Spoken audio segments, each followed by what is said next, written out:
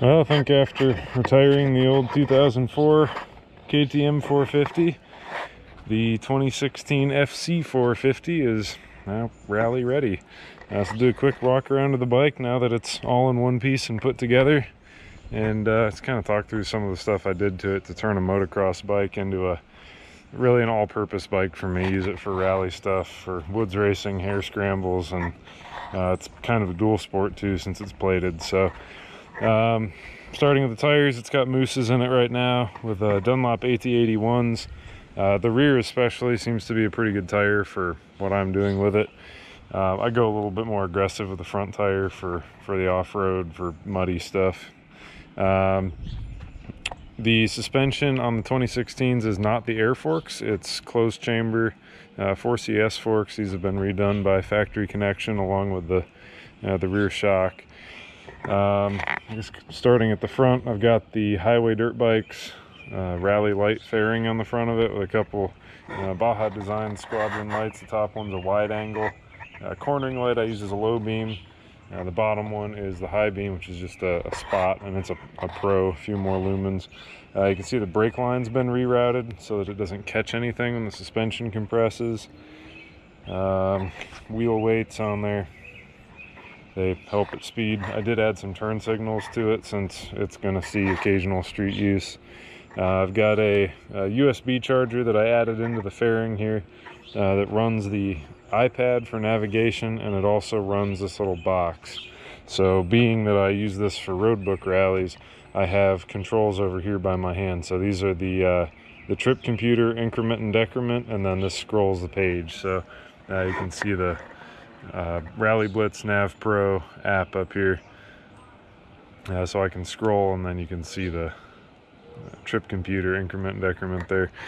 So yeah, that takes the handlebars. So I've got buttons here. I usually mount one of the fold down double take mirrors to that. Midwest Mountain Engineering clutch lever, and then the highway dirt bikes hand guards. The FCs and most of the newer bikes that have the, I forget what the acronym is, PDHS, PHDS, Progressive Handlebar Damping System. They've got rubber cones in here, and when you crash, it twists the lower brace on this. There's really only a crossover on the bottom of the bars here. So highway dirt bikes, the bracket for their handguards doubles as additional strength there, which is really helpful on these bikes. Added a watch so I can see what time it is without trying to see it on the iPad screen. These buttons here are for the turn signals, so you can see the front, which is, these were originally for Tusk handguards. They actually work really well and are kind of easy to mount, I guess. In the rear, I tucked them away kind of under the fender so they can't get hit when I invariably drop the bike. Low beam, high beam. Low beam is down, which is just the top one. High beam turns them both on. So those are all up, kind of out of the way. Hopefully they will survive. iPad is plugged in here to that USB charger.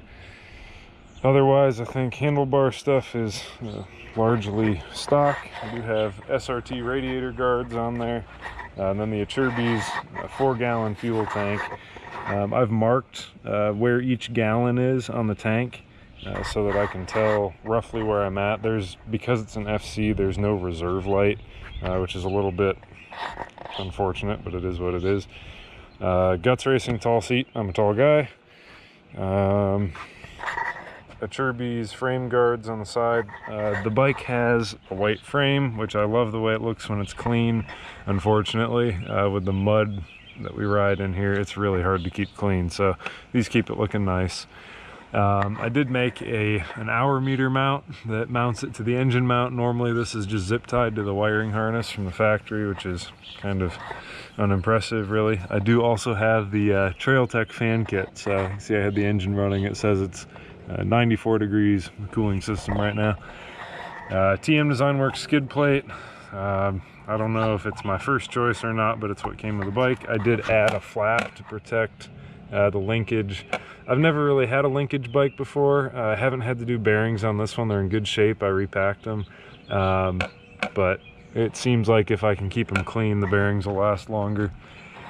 The engine on this bike, I did modify the transmission. It has the first and second gears out of an FE, so a lower first and second gear. And then I added the sixth gear as well. Normally the motocross bikes are 5 speeds. So that means that third, fourth, and fifth gears are all fairly close together, which actually so far I really like how it does. It's a little weird shifting if you're just cruising around on the road because of the gear spacing, but if you're really getting after it, it actually works pretty well. I did add a key, so I've got a key tucked away right here, out of the way so it doesn't get hit. Hiding it down there also helps keep the wiring harness shorter, so less wires floating around. All this stuff has connectors, so I can remove it really quickly. SRT disc guard, shark fin on the back. You can see it does its job. It's a little shiny there. FMF 4.1 RCT exhaust. It's got a spark arrestor. The stock exhaust does not. I think it's actually quieter than the stock exhaust without the spark arrestor in it too. Really like that. Truby's tool bag on the back. Of course, I've added the brake lights on this bike are remarkably bad. Normally there's no lights at all. The stock brake light is pretty worthless if you've got the tail light on, so I added that top light just so on the street I can hopefully keep myself from getting hit. So I think that's most of what I've done to it. Really looking forward to see how it does in a rally scenario. I've had it off in the woods and it does great there. Oh, I guess on this side there are a couple more things. So you can see I've added that Fastway side stand. The motocross bikes unfortunately don't have a side stand.